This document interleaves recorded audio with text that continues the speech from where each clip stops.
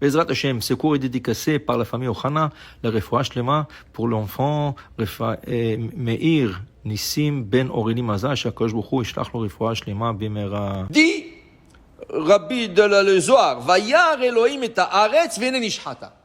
Et Dieu regarde la terre, et la terre est complètement corrompue. On parle de la 10e génération depuis la création du monde. De Adam jusqu'à Noach, il y avait 10 générations.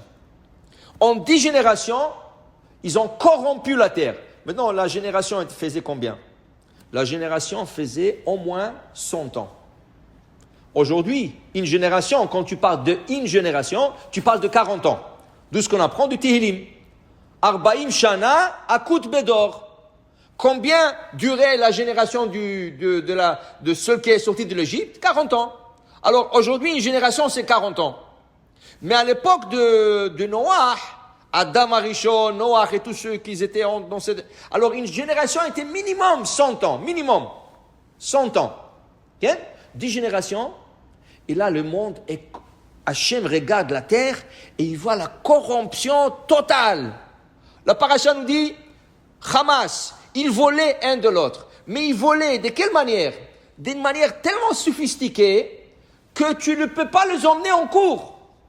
Qu'est-ce qu'ils faisaient? Ils se ramassaient 10, 20 personnes. À l'époque, c'était des stands. Les gens dans le marché, ils étaient, par exemple, le gars qui vendait le pain, il avait un stand de pain.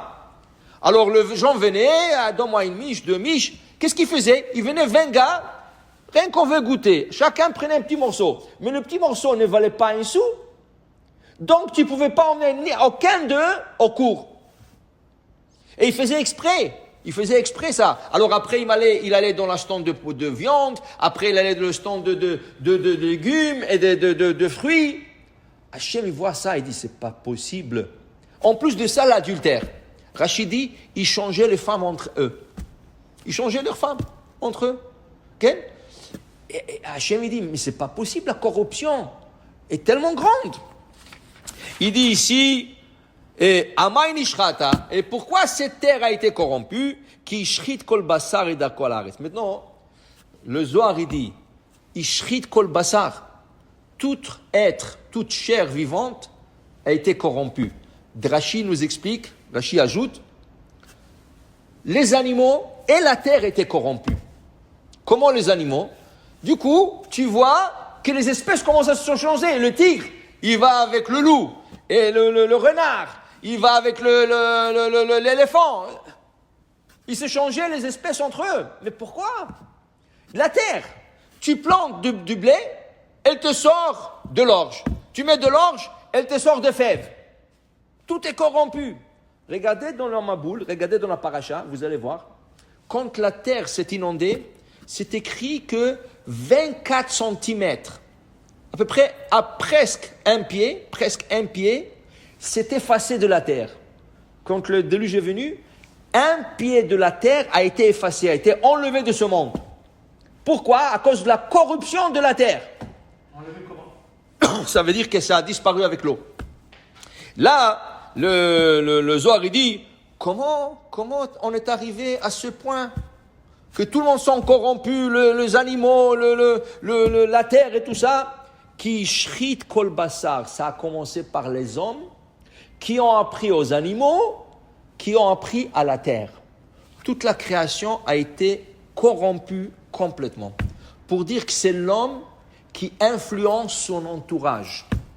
Et c'est pour ça qu'Hachem a dit, si c'est arrivé déjà au point que l'homme a influencé déjà son entourage, les animaux et la terre, il n'y a rien à faire. Il faut que je purifie ce monde avec un mikvé. Il faut qu'ils se trompent tous en mikvé. Le mikvé, c'est le déluge. Il fallait leur passer le mikvé, tout enlever et recommencer à zéro parce qu'il était impossible de continuer. De la manière qu'ils étaient, c'était impossible. Okay? Il dit ici, regarde, s'ils auraient fait tchouva, on trouve déjà à Ninive, Vayar Elohim et Maaseem ki shavu midakam hara. Ninive aussi était corrompu, dans le même style d'Ora Maboul, mais pas exactement, un peu moins, mais c'était corrompu. Et là, Hachem veut détruire Ninive. C'était la plus grande ville au monde. la plus grande ville, 120 000 habitants. 120 000 dans une ville, c'est énorme à l'époque. Tu parles de 2000 ans. 120 000 dans une ville, c'est énorme. Et voilà, Hachem a pitié d'eux. Mais ils sont tous goy. Ils sont tous de non-juifs. Il n'y a pas de juifs là-bas. Aucun juif. Aucun. Et Hachem a pitié sur eux.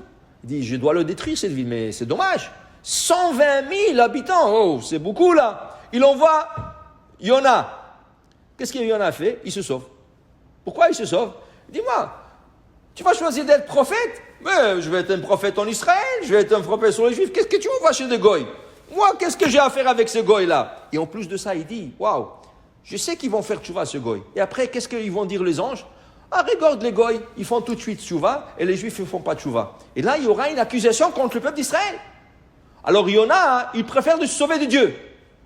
Alors il prend un ticket, il va dans un bateau, il se sauve, Dieu l'a attrapé. Mais pour te dire, c'était le compte de Yona. Il dit, qu'est-ce qu'il m'envoie chez des goïms? Non, Hachem me dit, parce que je dois détruire toute cette ville-là. Et qu'est-ce qu'il arrive? Dès que Yona arrive, c'est ça qui est écrit. Vayar Elohim it maasem ki shavu midarkam ara'a. Ils ont tous fait tchouva, ils ont tous laissé le mal. Si la génération de Noach aurait fait le même, Hachem n'aurait pas détruit ce monde. Okay? Qui était le prophète? Noach était le prophète. Comment il a fait sa prophétie? En construisant l'arche. Hachem lui dit, écoute, dans 120 ans, je vais emmener le Maboul. Alors tu mets clou par clou là, construire l'arche. Ça n'aurait pas pris plus que 1, 2 mois, 3 mois, 6 mois. Le plus. Il a pris son temps, 120 ans. Chaque jour un clou. Le jour passé, qu'est-ce qui se passe? Vous savez, il y aura le déluge. Hein? Dieu va détruire la terre. Ah, toi, tu rêves, toi. Hein? Tu rêves. Imaginez-vous que Noah le disait à tout le monde pendant 120 ans. Alors, les gens avaient déjà des enfants, des petits-enfants, des arrière-petits-enfants. Et qu'est-ce qu'ils racontaient à leurs enfants? Tu vois, ce fou-là, ça fait 120 ans, il est en train de nous parler d'un déluge qui n'est jamais arrivé. Parce que c'était une génération, plus qu'une génération. On a dit, c'est une génération. Alors, il est en train de parler des déluges. Mais à la fin, le déluge est venu. Seulement, Hachem lui a dit, prends ton temps. Mais c'est ça. S'ils auraient fait tchouva, Hachem aurait tout laissé. Il n'aurait pas détruit le monde. Mais pour dire, parce qu'ils n'ont pas fait tchouva, c'est ça qui est arrivé. Pour dire que quand Hachem envoie des messages aux hommes, il faut qu'on fasse tchouva. Baruch Adonai le'olam. Amen ve amen.